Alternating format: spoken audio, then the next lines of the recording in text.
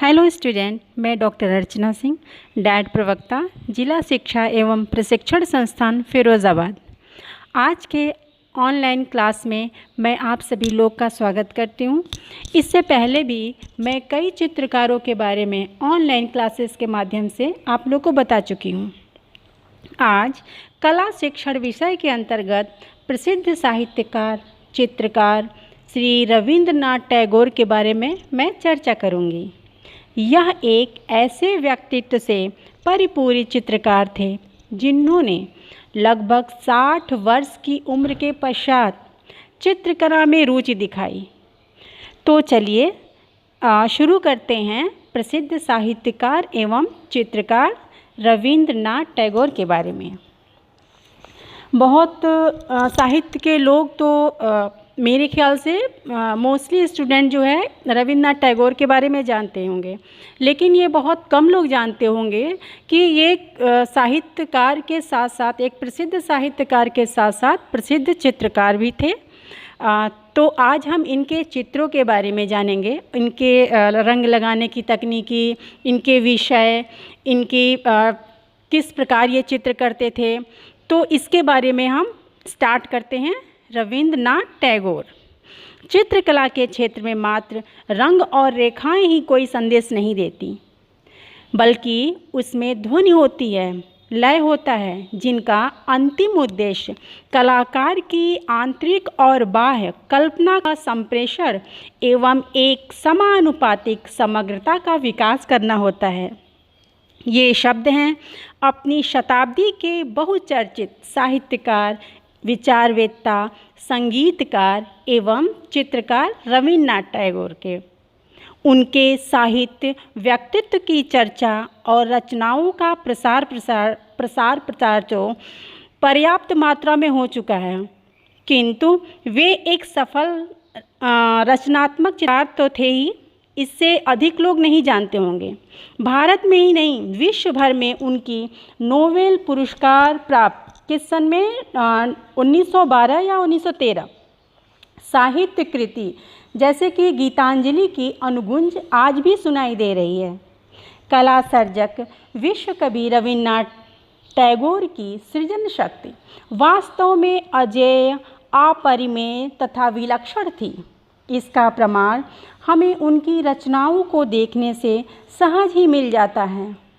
उनके व्यक्तित्व के अनेक पहलू थे और प्रत्येक पहलू का अपना एक अलग ही अस्तित्व।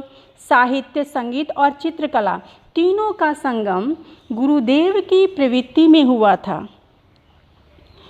उनका सृजन, उनकी कृतियाँ साहित्य, संगीत और कला के क्षेत्र की अमूल्य निधियाँ हैं। यहाँ हम चित्रकार रविंद्रनाथ टैगोर की कलात्मक गतिविधियों और प्रवृत्तियों एवं उनकी उपलब्धियों की जो उन्होंने उपलब्धियां प्राप्त की उसके बारे में हम चर्चा करेंगे। किस प्रकार रविंद्रनाथ टैगोर 60 वर्ष की उम्र के बाद से चित्रकला में अभिरुचि दिखाई, इसके बारे में हम बात करते हैं। तो चलिए शुरू करते हैं। पकी हुई उम्र में, यानी जब व्यक्ति बहुत 60 उम्र के बाद से एक तरह से काफ़ी मैच्योरिटी आ जाती है, या उससे पहले वो साहित्यकार, संगीतकार और बहुत सारी बहुत कलाओं में माहिर थे, लेकिन इसके साथ साथ पकी हुई उम्र में कला की अभिरुचि किस प्रकार रविंद्रनाथ टैगोर जी के मन में जागृत हुई, इसके बारे में हम बात करते हैं। रविंद्रनाथ ठाकुर ने या रविंद्रनाथ टैगोर ने चित्रकला की शिक्षा विधिवत रूप से किसी कला विद्यालय या किसी स्कूल वगैरह में जाकर के नहीं प्राप्त की थी, और न ही चित्रकला के प्रति उनकी रुचि का झुकाव बचपन में हुआ था। रविंद्रनाथ टैगोर का चित्रकार उनके यंग एज यानी जवानी तक भी प्रायः सुप्त ही रहा, यानी वो सोया हुआ था, और जब 70 वर्ष की पकी हुई उम्र में जगा तो इस तरह जगा कि कई वर्षों तक वे उसी के वशीभूत होकर कार्य करते रहे। चित्रकला के अभ्यास को उन्होंने बड़ी तन्मयता एवं निष्ठा के साथ अविराम जारी रखा और 8-10 वर्षों तक उनका एक नशा सा उनके मन में रहा कि मुझे पेंटिंग्स बनानी है। इस अवधि में यानी इस समय के दौरान उन्होंने सैकड़ों रेखा चित्र और स्केचेस बनाए। स्केच यानी किसी भी चीज़ को या किसी भी आंतरिक अभिव्यक्ति को जब हम शीघ्रता से किसी पेपर पे या फिर किसी कैनवास पे शीघ्रता से ड्राइंग करते हैं तो उसे स्केच बोला जाता है। उन दिनों रवीन्द्रनाथ टैगोर के भतीजे अवनींद्रनाथ टैगोर, जिन्हें भारत में आधुनिक कला आंदोलन को बल देने का श्रेय प्राप्त है, चित्रकला में पूर्ण दक्षता के साथ कार्य कर रहे थे। रवीन्द्रनाथ ने उन्हीं के संपर्क से चित्रकला की ओर उन्मुख होने की प्रेरणा प्राप्त की। स्वयं कवि गुरु रवीन्द्रनाथ टैगोर ने भी यह स्वीकार किया है कि अवनींद्रनाथ के बनाए हुए चित्र देखकर उनके मन में चित्र बनाने की जिज्ञासा होती थी, किंतु वे प्रायः सोचते थे कि शब्द और साहित्य के क्षेत्र से बाहर जाकर के कला अभिव्यक्ति का पासपोर्ट शायद उन्हें नहीं मिल सकेगा। किंतु उनकी रचनात्मक शक्ति अत्यंत विलक्षण और पैनी थी, जिसके आधार पर उन्होंने पेंसिल और ब्रश पकड़ा और चित्रकला के क्षेत्र में भी सरलता से ही आ गए। अब हम बात करते हैं समन्वयात्मक शैली, यानी रवीन्द्रनाथ टैगोर के चित्रों में किस प्रकार बहुत सारी शैलियों का समन्वय है, यानी मिला जुला रूप है। वो किस प्रकार जो है सारी शैलियों को जो है मिक्स करके या सारी शैलियों का समन्वय करके किस प्रकार उन्होंने अपनी पेंटिंग्स बनाए या अपनी अभिव्यक्ति को चित्रों के माध्यम से व्यक्त किया, इसके बारे में हम बात करते हैं। कुछ तो कला विद्यालय में विधिवत शिक्षा प्राप्त करने के अभाव में और कुछ अपने अनुभव एवं गवेषणा के आधार के फलस्वरूप रवीन्द्रनाथ ने परंपरावादी व यथार्थवादी चित्रकला का पल्लू न पकड़कर कला की उस आधुनिक शैली को अपनाया जिसे एक समन्वयात्मक शैली का नाम दिया जा सकता है। चित्रकला के क्षेत्र में वे किसी प्रकार का बंधन स्वीकार नहीं करते थे। चित्र बनाते समय उन्होंने सदैव तूलिका को अपने मन तथा इच्छानुकूल ही मोड़ा। समस्त आकृतियाँ जो उन्होंने चित्रित की हैं उसमें जीवन के गहन अनुभव तथा प्रत्यक्ष ज्ञान की छाप पड़ी है। एक ओर जहां हम उनके चित्रों में चित्रकला की तत्कालीन प्रचलित कला शैलियों जैसे स्यूरलिज्म, रियलिज्म या फॉर्मलिज्म आदि का प्रभाव देखते हैं, तो दूसरी ओर उन्हें चाइल्ड आर्ट के करीब पाते हैं। विद्वान कला समीक्षक आनंद कुमार स्वामी जी ने रवीन्द्रनाथ टैगोर के चित्रों को note childish but child like बताते हुए लिखा है कि शिष्य द्वारा यानी एक बच्चे द्वारा निर्मित चित्रों के मन की कल्पना का जो अपर्याय प्राचुर्य और जो मन में आया उसे चित्रित करने की सहज प्रवृत्ति मिलती है, उसे रवीन्द्रनाथ टैगोर के चित्रों में भी खोज पाना असंभव नहीं है। यानी उनका कहना था, यानी कला समीक्षक जो है आनंद कुमार स्वामी जी का कहना था कि जिस प्रकार एक बच्चे की कला बहुत ही निश्चल और बहुत ही मतलब इंटरनल अभिव्यक्ति की पूरी दृश्य दिखाई देती है, उसी प्रकार जो है रवीन्द्रनाथ के चित्रों में चाहे वो विषय की दृष्टि से लिया जाए या फिर जो है तकनीकी की दृष्टि से लिया जाए या रंग लगाने की पद्धति हो या ब्रश के स्ट्रोक हों, वो सारी जो है एक जो एकदम निश्चल भाव से कोई अगर जो बच्चा जो पेंटिंग्स बनाता है, यानी वो सॉफ्टनेस, वो सौम्यता, वो सारी चीज़ें जो है रवीन्द्रनाथ टैगोर के जो है चित्रों में दिखाई देती है। तो रवीन्द्रनाथ टैगोर ने विभिन्न साहित्यिक रचनाएं भी लिखी थी। उनकी पांडुलिपियों में जो स्वाभाविक काट छाट और संशोधन की क्रियाएं थीं, वे भी चित्रकार रवीन्द्रनाथ के लिए प्रेरणा का स्रोत बनी। चित्रकला के क्षेत्र में उनकी यह अचेतन शिक्षा रही है। संशोधन रेखाओं की संलग्नता, असंलग्नता, कोण, दिशा और वैशिष्ट्य में रवीन्द्रनाथ टैगोर की गहरी रुचि थी। अब हम थोड़ा सा इसको जो है समझाते हैं कि जिस समय रवीन्द्रनाथ टैगोर अपनी रचनाएं लिखते थे तो उसमें जो है जैसे कि कुछ गलतियां हो जाती थीं या कुछ इधर के उधर शब्द को करना रहता था, तो उनको जो है वो कट कर देते थे, यानी वो काट देते थे। तो कई बार ऐसा, मतलब पूरे जीवन जब से उन्होंने रचनाएं लिखनी शुरू की तब से उन्होंने ऐसा करना शुरू किया। धीरे धीरे उनको लगने लगा कि मेरे कट करने से कुछ आकार उसमें दिखाई दे रहे हैं, कुछ उसमें कुछ किसी तरह का फॉर्म बन रहा है। तो उन्होंने उसी फॉर्म को, जैसे उनको आकार दिखाई दिए, उसी चीज़ को उन्होंने एक चित्र, अपने चित्रण का टेक्निक यानी अपनी चित्रण की शैली जो है डेवलप की। प्रायः देखा करते थे कि वो रवीन्द्रनाथ टैगोर प्रायः देखा करते थे कि किस तरह की ये रेखाएं प्राण ग्रहण करती हैं तथा किस तरह इसके जो है भिन्न भिन्न अर्थ भी होते हैं। स्वयं रवीन्द्रनाथ टैगोर ने पांडुलिपियों की भूलों के निष्कासन को अपनी चित्रकला के लिए प्रेरणा मानते हुए लिखा है। कुछ रेखाओं से शांत करुणा की अभिव्यक्ति होती तो कुछ से रोष, कुछ को वे अनवरत हास्य की दृष्टि से भी देखते थे। हालांकि मैं तब यह नहीं जानता था कि मेरी ये आकृतियाँ, जिनकी उत्पत्ति किसी पूर्व निर्धारित उद्देश्य के बिना हुई हैं, मेरी सौम्य कलात्मक अभिव्यक्ति के रूप में परिणित हो जाएंगी। ये रवीन्द्रनाथ टैगोर का कथन है। अब हम बात करते हैं निर्बंध एवं स्वतंत्र चित्रकार।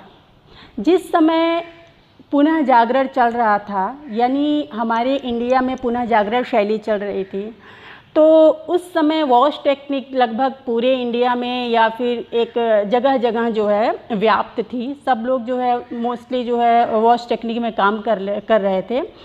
तो उस समय ये अपनी रचनाओं के साथ साथ इन्होंने चित्रों के माध्यम से भी भारतीयता को जीवंतता प्रदान की। और इस तरह ये किसी कला विद्यालय या कला स्कूल से इन्होंने पढ़ाई नहीं की थी चित्रकला की, लेकिन फिर भी इनके अभिव्यक्ति की भावना इतनी प्रबल थी कि वो एक स्वतंत्र कलाकार के रूप में आगे बढ़ें। और आज भी उनके चित्र इतने सुंदर और अद्भुत हैं कि उनको देखने से ही पता चलता है कि चित्रकार क्या या साहित्यकार, अगर उनको चित्रकार साहित्यकार दोनों कहा जाए तो ये ज़्यादा सही रहेगा कि एक चित्रकार साहित्यकार की प्रबल अभिव्यक्ति चित्रों में किस तरह दिखाई देती है, ये हम जानते हैं। स्वतंत्र का अधिकार कला को उनकी महानता प्रदान करता है। रवीन्द्रनाथ भी निर्बंध और स्वतंत्र चित्रकार थे। उनकी कला किसी पूर्वाग्रह से नहीं बंधी हुई थी, बल्कि उनके चित्र किसी भी आग्रह से मुक्ति का प्रयास थे। उनके चित्रों में नाटकीयता भी है और आकस्मिकता भी।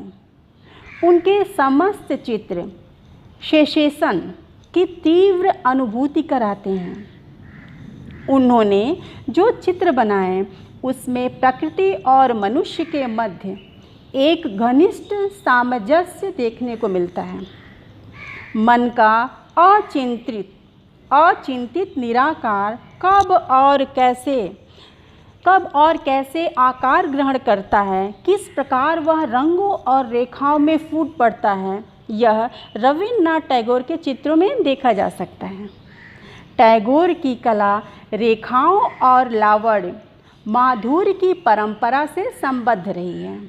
भारतीय कला एवं सौंदर्य बोध संबंधी नियमों में लय का अपना एक विशिष्ट महत्व है। भारतीय लघु चित्रों एवं अजंता के भित्ति चित्रों में जो लय है वही हम टैगोर के चित्रों में भी देख सकते हैं या दिखाई देता है। विषय वैविध्य, सूक्ष्म दर्शन, अभिव्यंजना का ओज और चित्रों की मौलिकता के दर्शन हम टैगोर के अनेक चित्रों में सहज ही पा जाते हैं या देख सकते हैं। वास्तव में रविन्द्रनाथ टैगोर के चित्र परंपरावादी भारतीय एवं यूरोपीय रूप विधान प्रमुखता कला की सामान्य अभिव्यक्ति का सम्मिश्रण या उसके प्रभाव से उत्पन्न एक अलग समन्वयात्मक शैली के चित्र हैं। ये चित्र भाव प्रवण एवं अभिव्यंजना कौशल से परिपूर्ण हैं। अब हम बात करते हैं नारी चित्रों की प्रमुखता, यानी कि रविन्द्रनाथ टैगोर जी ने या रविन्द्रनाथ ठाकुर जी ने किस प्रकार अपनी अभिव्यक्ति में प्रकृति के साथ या समाज के साथ नारी सौंदर्य को अपने अभिव्यक्ति का माध्यम बनाया, या अपनी पेंटिंग में किस प्रकार उन्होंने नारी सौंदर्य को स्थान दिया, इसके बारे में हम जानते हैं। रविन्द्रनाथ सौंदर्योपासक और श्रृंगार पसंद वृत्ति के कलाकार थे। उनके चित्रों का प्रमुख विषय था नारी और विशेषकर भारतीय नारी। उनके अनेक चित्रों में सहज एवं सरल भावों के निरूपण नारियों के चेहरे को देखने को मिलते हैं, अलग अलग भाव, अलग अलग रूपों में। यानी जितने भी उन्होंने भारतीय नारियों के चित्र बनाए, उनके चेहरे पे या उनकी मुखाकृतियों पे अलग अलग प्रकार की भावनाएं, अलग अलग प्रकार की अभिव्यक्ति दिखाई देती है। एक ओर वे काली और घनी केश राशि के बीच नारी का झांकता हुआ चेहरा प्रस्तुत करते हैं, तो दूसरी ओर अंग विहीन दग्ध हृदय का अंकन भी है। उनकी नारी के विभिन्न रूपों में बसंत और प्रेम की भावनाओं का एक गहन जगत देखा जा सकता है। रविन्द्रनाथ टैगोर को विश्व के अनेक आधुनिक शैलियों में कार्य करने वाले चित्रकारों से मिलने और संपर्क करने का सुअवसर प्राप्त हुआ। विदेशों में भी जब वे जाते तो वहाँ के प्रसिद्ध चित्रकारों से मिलते और ललक उनके मन में सदैव बनी रहती थी। लंदन में कलाकार निकोलस रोरिक से जब वे मिले तो रवि ठाकुर से वे काफ़ी प्रभावित हुए थे। अपनी यूरोप की यात्राओं के दौरान जब उन्होंने फ्रांस के शिल्पकारों, कलाकारों एवं कला समीक्षकों को अपने अभिनव चित्र दिखाए तो उन्होंने रविन्द्रनाथ को पेरिस में अपने चित्रों की प्रदर्शनी करने का सुझाव भी दिया था। इस प्रदर्शनी का आयोजन हालांकि जो है कठिनाई से हुआ था, किंतु बहुत सफल हुआ। रविन्द्रनाथ टैगोर को जो है पेरिस में प्रदर्शनी के लिए हॉल के लिए 1.5 साल तक प्रतीक्षा भी करनी पड़ी थी। रविन्द्रनाथ के प्रसिद्ध चित्रों में पात्र लिए हुए स्त्री और वह दृश्य चित्र, आत्मनिरीक्षण और हिरन, पानी वाली मशीन और चिड़िया, पक्षी युगल आदि, ये सभी बहुत उत्कृष्ट रचनाएं हैं और दर्शकों के हृदय में आनंदायी तरंगे जो उठाती हैं। रविन्द्रनाथ टैगोर ने स्थिर जीवन के भी सुंदर चित्र बनाए। एक दिलचस्प आत्मचित्र की सृष्टि भी उन्होंने की। प्राकृतिक दृश्यों का जो है चित्रण भी जो है उन्होंने किया और जो कलाकार की मनोदृष्टि और अंतःचेतना को अभिव्यक्त करता है, उनके सभी चित्र सशक्तिशाली और प्रभावोत्पादक हैं। अब हम बात करते हैं कि रविन्द्रनाथ टैगोर की किस प्रकार उन्होंने नवीन दृष्टि की कला को नवीन दृष्टि से जो है कला को देखा, या नवीन दृष्टि से उन्होंने विषय वस्तु को देखा और किस प्रकार जो है अपनी पेंटिंग में उस दृष्टि को अभिव्यक्ति का माध्यम बनाया। तो चलिए इसके बारे में बात करते हैं। रविन्द्रनाथ के कलाकार को कदाचित आने वाले युग की कला का निर्देशन समय से पूर्व ही मिल गया था, इसलिए उनके चित्रों में परंपरा और रूढ़िवाद से अलग हटकर नवीन दृष्टिकोण परिलक्षित होता है। रविन्द्रनाथ टैगोर को आधुनिक भारत का प्रथम रचनात्मक चित्रकार माना गया है। रवीन्द्रनाथ ने कला में चित्रकला के क्षेत्र में ठीक वैसे ही क्रांति का सूत्र प्राप्त किया जैसा रूस में निकोलस रोरिक ने किया था। रूसी चित्रकार निकोलस रोरिक के चित्रों में भी रवीन्द्रनाथ टैगोर के चित्रों की भांति रंग योजना और रंग विधान मिलता है। इन दोनों भविष्य दृष्टाओं ने अपने मन की सहज कल्पना को रंग और रेखाओं के माध्यम से कुछ इस प्रकार व्यक्त किया कि उनके चित्र न रह करके कलाकार के अंतर की सर्वग्राही आवाज़ बन गई। सौंदर्य की अभिव्यक्ति को पारंपरिक बंधनों से मुक्त करने का श्रेय भारत में चित्रकार रवीन्द्रनाथ टैगोर को विशेष रूप से पहुंचता है या विशेष रूप से प्राप्त है। उनमें एक समर्थ साहित्यकार एवं योग्य संगीतकार के साथ साथ एक रचनात्मक चित्रकार के भी अनेक गुण मौजूद थे। रवीन्द्रनाथ टैगोर ने अपनी प्रतिभा को किसी पर लादने का या थोपने का प्रयत्न नहीं किया। सभी के कलाओं के समन्वय में उनकी मान्यता थी कि और चित्रकला के विषय में भी उनका दृष्टिकोण बहुत स्पष्ट और दो टूही टूक का था। यानी बहुत ही छोटे शब्दों में उन्होंने जो है चित्रकला के दृष्टिकोण को व्यक्त किया था। उन्होंने कहा था कि चित्रकला में मेरी गहरी रुचि है, पर मुझे कला के किसी सिद्धांत की स्थापना नहीं करनी है। मुझे तो केवल यही कहकर संतोष कर लेना है कि मेरे चित्रों में या मेरे चित्रों के मूल में कोई सीखी हुई दक्षता नहीं है। मेरे चित्र किसी परंपरा या जानबूझकर किए गए प्रयत्नों का प्रतिफल नहीं है।